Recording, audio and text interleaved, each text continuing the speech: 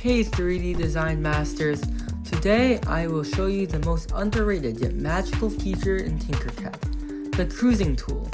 Whether you're totally new to TinkerCAD or just tired of manual shape placement, this tutorial is going to change how you see the entire build, literally. So first we're going to make a layer cake. Just a few cylinders stacked on top of each other as an example.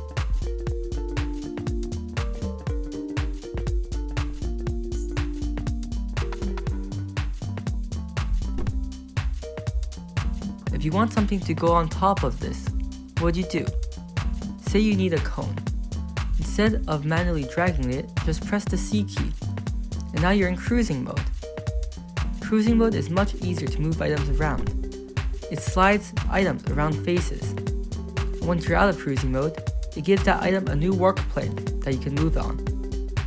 Press C to go back into cruising mode, and just slide it along any plane you want. It'll go up faces, and it'll make it super easy to get items on top of places.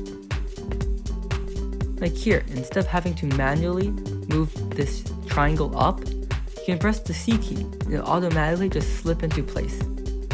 It glides smoothly along surfaces and it's really useful.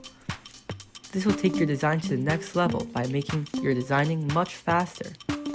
Instead of having to manually move it, you could just press the C key. It's a lot faster to press the C button, and it's more efficient too. It'll conserve tons of time. Cruising is one of the coolest features that you can use in TinkerCAD.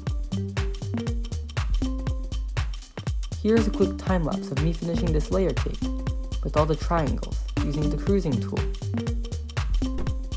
This will show you how quick and efficient it is to use.